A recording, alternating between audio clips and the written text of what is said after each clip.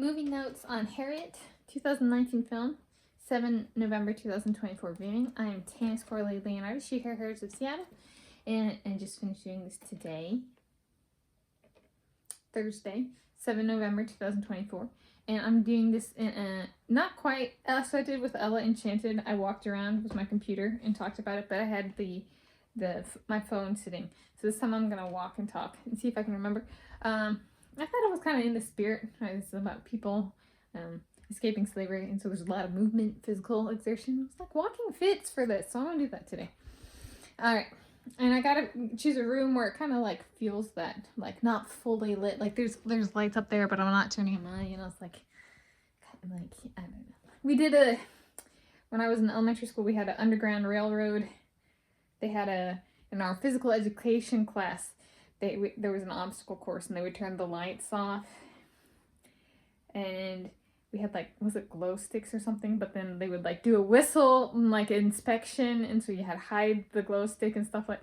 So it was like dark lighting, because they ran at night. I think. Okay, so my description for this viewing is a biographical film about the life of Harriet Tubman, including her escape from slavery, the impetus for why she chose to escape, and her subsequent efforts to help others escape slavery as well. So it wasn't just her, it was her at first, and then she went back for other people. I did actually, so back in 2020, the Academy Awards held that year for 2019 films. My election voting, I voted in an online election for Best Actress. This was that. There's a Cynthia Erivo, who plays Harriet Tubman. No, that was who I voted for. She did not win in the online election, but I voted for her. So there we go. So it's like, that's election voting. It's kind of relevant. And then let's see. Okay, so she escapes. But the impetus for her escaping was, right, so she escapes, and she was, older. She had a husband. Did she have kids? Kind of thing. So why all of a sudden did she leave when that wasn't part of the original plan? So essentially her mom, when the contract with the slave owners was that when her mom reached 45 years of age, they would be freed. That was the contract. And then her mom was 47.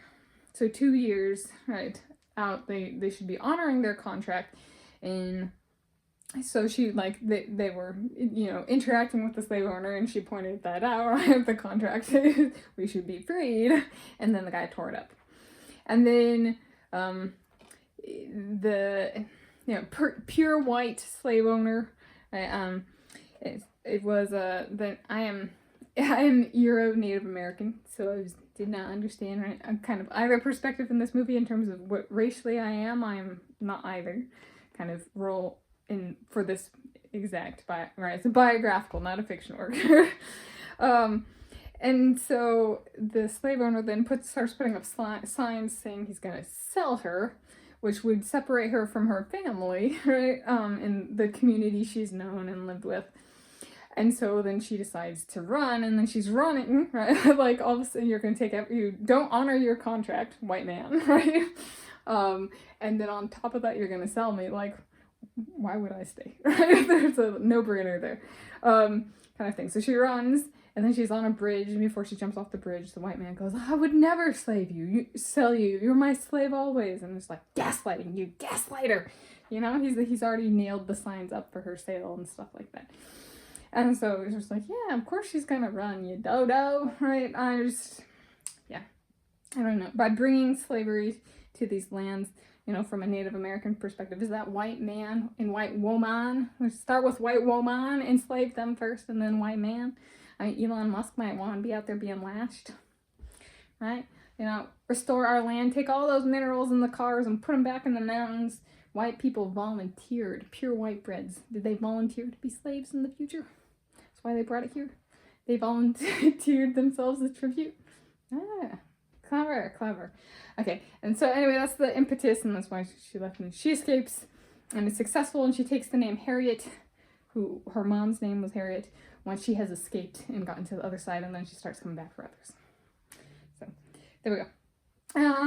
And I Actually did. So I got a head injury. So and in the movie they say she was 13 years old when she got a head injury. Or they don't actually say it. Technically they write it down in a scene. 13 years or old or something like that. It's written down in the movie by a guy. Once she, along at the same point, she chooses Harriet is her name. It's kind of like a health and wellness check. But back when I was attending the University of California, Berkeley, I had a guy who chose not to honor the contract. So it was a 5-year contract, and he was like, "Get rid of you," kind of thing, which was a violation of verbal and written contract. So that was one guy, and then a different guy. I was not getting paid for my work, and so I actually did bring up slavery at one point in time, and he was like, "Well, if that's really how you feel, you should leave. You can leave." All right, so I did quit with no degree. So it's like, man, one of those people was of Asian descent and one was of French descent, and it was just kind of like Asia, the country of India in Asia. And I was just like, this university really has it out against Native Americans and treating people with respect. It was this horrible institution, University of California, Berkeley. But I brought up slavery because I had hit my head and I had amnesia, and I was trying to figure out how to get my memory back, which is ongoing process. But I hit my head back in 2014. And so I was trying to figure it out. And so I had been reading about Harriet Tubman. And so it came out. I was like, well, technically isn't slavery not paying someone for their work? Okay. But the slaves in the United States of America did get some form of compensation where I didn't get room and board or food or anything.